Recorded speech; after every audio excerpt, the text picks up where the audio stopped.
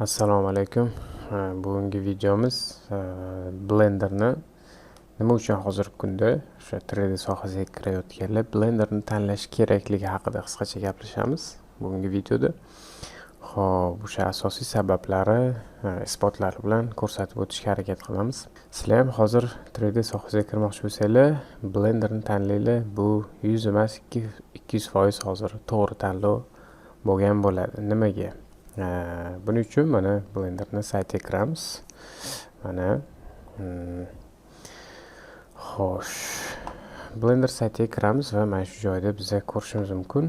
Uni xususiyatlarini yozilgan, u haqida ma'lumot yuklab olish mumkin. Nima uchun demak Blender tanlash kerak? Birinchidan, umuman eng asosiysi 3D sohasidagi har qanaqa ishni qila oladi. Blenderda modellashtirish juda ham tez. Blenderda ikkita render engine bor. Kelasi ham Blender o'zini ichida, kelasi ham Blender yuklaganinglarda sizlarniki bo'ladi. Ya'ni bittasi real time, ikkinchisi cycles. Hozir cyclesga alohida to'xtalamiz.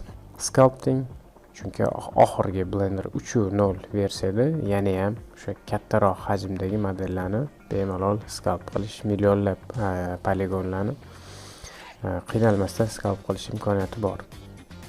Har qanaqa xohlagan brushlar, teksturalar bilan sculpt qilish hamma istagan o'sha xususiyatlari bor. Material sistemasi juda ham kuchli. Buni biz ko'rib ham chiqqanmiz video kursimizda. Aytgancha shu joyda shu narsani aytib o'tmoqchiman. Video kursimiz bor Blender bo'yicha. 200 tadan oshiq video darslik, o'sha yuqori sifatli qilib, hamma o'sha Blender interfeysdan tortib, o'sha yuklashdan tortib, o'sha ajoyib modellarni noldan yaratib ko'rsatganmiz. Shu kursda sizlar Blenderni animatsiya qismidan tashqari hamma joyini to'liq o'rganib chiqasizlar. Qanaqa qilib chiroyli renderlar qilish kerak, qanaqa qilib murakkab modellarni yasash mumkin, hammasini ko'rasizlar va hozirda uni sotib olsanglar, bundan keyin yana kurs chiqaryapmiz. Animatsiya, simulyatsiyalar, reklama roligi tayyorlash, rigging bo'yicha bu kursimizga 50% chegirmani qo'lga kiritasizlar. Agar hozirgi tayyor kursni sotib olsanglar, animatsiya kursiga 50% chegirma bo'ladi. Hozirda kursimizning narxi 1.200.000 so'm turibdi. O'zbekistonning istalgan joyiga yetkazib beramiz. Demak, davom etadigan bo'lsak, Blenderni yana nima xususiyatlari bor? Vizual effektlarmi bor? Spets effektlar berish mumkin. Chunki kompozitsiya orqali. Particle sistemasi bormi? Bor. Xo'sh, har xil simulyatsiyalari bor. Class simulyatsiyasi bor. Olov, tutun deymizmi, suyuqlik simulyatsiyasi hammasi bor. Xo'sh, VFX qilish mumkin. Tracking, masking, o'sha rotoscope, mana shunaqa xususiyatlari hammasi bor. Boshqa programmalar bilan integratsiya bor. Universalniy formatlarni import eksport qiladi. Masalan, FBX, OBJ deymizmi, STL, Alembic, USD, GLTF, qanaqa format bo'lsa, umuman boshqa programmalar o'qiydigan hamma format Blender ham o'qiydi va o'sha formatda fayllarni saqlaydi ham qiladi. Va bu narsa yana ham mustahkam, yana ham barqarorlashib boryapti. Yana qanaqa masalan Blender qobiliyatlari bor? Animatsiyada rigging, o'sha suyaklar, constraintlar, xo'p, tashqi kuchlar, masalan force deymizmi, wind deymizmi, har xil tashqi kuchlar, ta'sirlar hammasi bor. Xo'sh, modellashtirish juda ham tez, juda ham kuchli. Buni gapirdik. Hop. Va mana bu yerda ham o'sha Blenderning o'sha qobiliyatlari pastroqda yozilgan. Veb-saytda ham mana landing page o'zgardi, yaqinda yangilandi. Mana Cycles Render Engine. GPUda ham, CPUda ham render qiladi. Ba'zi bir render engine'larga o'xshab faqat CPU yoki faqat GPUda emas. Ikkalasida ham. PBR workflow bunda bor, HDRI lighting, VR bor hozir Blenderda. VR hattoki VR kontrollerlarga ham o'sha poddershkani qo'shadi yaqinda Blender. Modellashtirish, sculpting, UV hammasi bor. Vizual effektlar, mana professionallarni aytishi bo'yicha hozirgi o'sha industriyadagi eng yaxshi trackerlardan ya'ni shu object tracker, mana production ready camera and object tracking degan Blenderda bor, tayyor. Animation rigging, pose library'si bor, control rig qilsa bo'ladi, pozalarga saqlanib qilib qo'ysa bo'ladi. Juda ham kuchli. Buni o'sha animatsiya va rigging, animatsiya video kursida ham ko'rsatib o'tamiz har bitta narsani. Nasib qilsa o'sha har bir detalni maydalab ko'rsatamiz animatsiyaga tegishli. Mana bu NLA editor, action editor, graph editor, hamma interface tayyor Blenderda. Yana bitta xususiyati boshqa programmalarda yo'q. Ya'ni grease pencil, ya'ni bemalol biz 2D 3D sahnada 2D rasm chizishimiz mumkin. Endi Blender 3.0 ya'ni yoki 3x 3 va 3 dan keyingi 3.0 va 3.0 dan keyingi versiyalar haqida qisqacha gapirib o'taman. Blender 3.0 chiqqandan keyin juda katta o'zgarishlar bo'ldi, bundan keyin ham bo'ladi. Men videoni ham ko'rsanglar, mana shu yaqinda Blenderda tayyorlangan multfilm Apple Blenderga qo'shildi, ya'ni поддержкасiga. Xo'p, mana Blender 3x roadmap, ya'ni nimalar mo'ljallangan, keyingi yilga nimalar katta o'zgarishlar bor. Buni bir o'qib chiqsanglar, agar ingliz tilini biroz tushunsanglar yoki Google Translator ruscha qilib olinglar. O'sha hozirgi UI, ya'ni hozirgi interfays yana ham optimallashadi, yana ham chiroyli, yana ham qulay bo'ladi. Core, ya'ni o'sha Blenderda eng asosiy kodi bu ham optimallashtiriladi degan, kattaroq sahnalarni yengilroq ochadigan qilinadi deyilgan. Modellashtirish asosan mana large scenes and large models. Shu narsaga optimizatsiya qilinadi bu ham. Sculpting, painting o'zi shundoq ham juda ham yaxshi o'rinda. Sculpting, painting kuchaytiriladi. Mana texturing. Hozir tezroq o'zgartirish kerak degan, ya'ni rasm teksturlar bilan juda ham yaxshi ishlaydi, faqat protsedurni teksturlarni yangilash kerak deyilgan. Ya'ni urgent need to be upgraded. Animation Blenderda eng katta bo'lishi kerak bo'lgan, kutilgan, anchadan beri kutiladigan o'zgarishlar animation, ya'ni o'sha qo'shimcha mana layerlar, animation layer masalan Mayadagi imkoniyatlar. Keyin o'sha crowd mockup, men bilani bu ham o'sha Mayadagi qobiliyatlar, bu narsalar qo'shiladi Blenderga. Hech qanaqa o'sha kami qolmaydi. Qo'shimcha imkoniyatlar juda ham ko'p hozir. Keyin UI UX, ya'ni o'sha tashqi ko'rinishi, dizayni. Xo'p, asset library qo'shildi Blender 3.0 da asset library'si bor. Ya'ni biz yasagan narsalarimizni asset qilib saqlab qo'yib, uni boshqalar bilan bo'lishimiz mumkin yoki boshqalarning assetlarini yuklab olishimiz mumkin. Unreal Engine yoki bu Substance'dagi assetlarga o'xshab saqlab qo'yishimiz mumkin bo'ladi. Asset library'dan olib ishlataveramiz. Bu narsa hozircha ancha advanced. Cycles bu juda ham katta o'zgarish bo'lgan qismi. Meni juda ham xursand qilgan narsa. Cycles juda ham uzoq kutilgan narsa.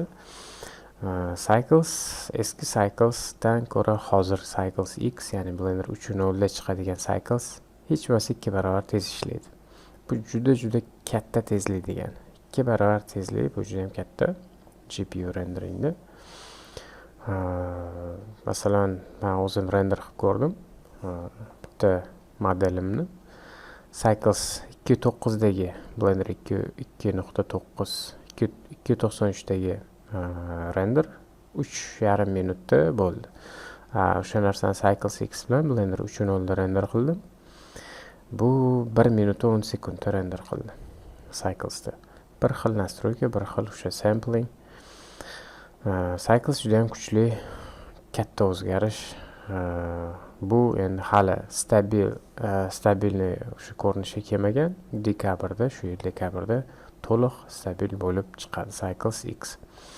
Juda ham katta tezlik, bemalol boshqa o'zi shundoq ham sifati yaxshi edi Cyclesda, shundoq ham ancha-muncha programma o'sha masalan V-Ray yoki masalan Arnold shunaqa qanaqadir programmalar bilan Octane degan renderlar bilan solishtirsa bo'lardi sifati bo'yicha. Lekin o'sha 2 barobar tez degani bunga Cycles X ga yetadigan Cycles X dagi tez render qiladigan render engine'larning soni ancha kamayib ketadi. Chunki Cycles ancha tezlashib ketadi. Eevee'da juda ham katta o'zgarishlar kutilyapti. Global Illumination bu juda ham kimdir bundan xabari bo'lsa katta o'zgarish bo'ladi. Keyin volumetric rendering yaxshilanadi. Keyin panoramik kameralar 360 li rasmlar qilsa bo'ladi Eevee'da ham. Keyin GPU ray tracing qo'shiladi degan bu ham katta o'zgarishlar, xuddi Unreal Engine'dagi real time renderga o'xshab ketadigan bo'ladi. Compositing kuchayadi. Video editor va Blenderni bunga ham alohida e'tibor qaratiladi. Viewportdagi o'zgarishlar, viewportdagi mana vulkan based backend degan, ya'ni OpenGL dan qutulib 2022-da vulkan, ya'ni hozirgi standart bo'yicha ishlaydigan bo'ladi. Ancha viewportdagi o'sha viewport tezlashadi. Modellashtirish o'zi shundoq ham tez, lekin viewportimiz ko'payib ketsa, masalan, sahnada ko'p narsa bo'lsa, viewport og'irlashishi mumkin. Endi bu unaqa bo'lmaydi. CPU, GPU support doim bor. AR, VR controllerlar qo'shmoqchi mana. Support for VR controllers has been added for 3. Bu narsalar chiqadi. Everything nodes, ya'ni hamma narsa nodelar bilan Houdiniga o'xshash xususiyati. Physics node based physics qilib beradigan nodelar qo'shiladi. O'sha fizikaviy jarayonlarni, o'sha simulyatsiyalarni qiladigan. Real time mode, ya'ni o'sha tezlashtirish bu ham asosan. Grease pencil da ham o'zgarishlar kutilyapti va o'sha Blenderni boshqa programmalar bilan integratsiyasi, boshqa programmalar bilan bir xil ishlashi, bu narsaga juda ham katta e'tibor qaratiladi. Blenderni o'sha internet bilan aloqasi, ya'ni o'sha biz ham qanaqadir ro'yxatdan o'tib o'zimizni profilimizga ega bo'lishimiz mumkin. Blender ham o'sha internetga ulanib, o'sha yangiliklarni, masalan, update'lar bo'lsa, update'larni bizga chiqarib turishi mumkin. Mana shunaqa katta o'zgarishlar bor. Endi men o'sha Cyclesda masalan modelni real sizlarga ko'rsatmoqchiman, qanaqa farqi borligini. Mana men hozir Blender 292 daman, mana pastda o'sha versiya turibdi, mana pastda. Blender 292 daman, o'sha viewportni ko'rsataman. Viewport 32 turibdi. Render qilamiz va biroz kutamiz. Mana endi aylantirib ko'ramiz viewportda mana. Performance, ya'ni o'sha viewportni tezligini ko'rib turibsizlar. Men aylantirishga ham biroz qiynalyapman. O'sha modelimiz ham juda tez ochmayapti.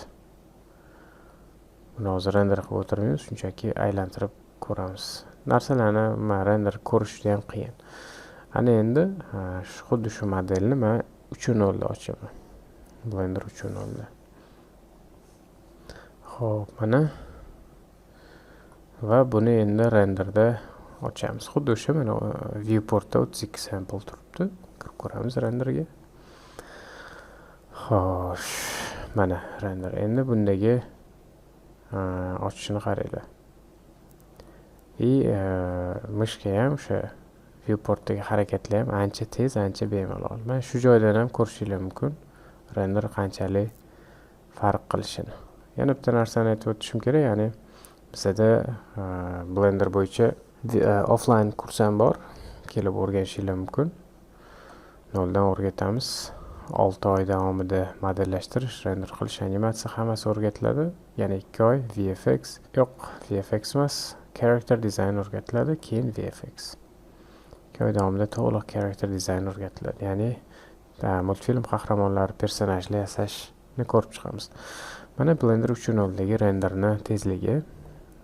Demak, biz hozir agar 3D sohasiga kirmoqchi bo'lsak, 3D dizayn, multfilm, 3D animatsiya, reklama roliklari, model yasash, arxitektura sohasiga kirmoqchi bo'lsak, Blender tanlashimiz kerak. Menimcha hozirgi vaqtda eng to'g'ri tanlov bo'ladi, chunki kelajagi ko'rinib turibdi, qanaqa darajaga chiqib borishi.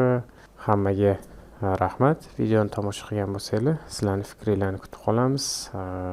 Bizning kurslarimiz, Blender bo'yicha kurslarimiz haqida, video kurslar haqida pastda linklarda bila olishingiz mumkin. Telefon nomerim bor. Telefon orqali yoki nima orqali yoki offlayn kurslarga kelib qatnashishingiz mumkin.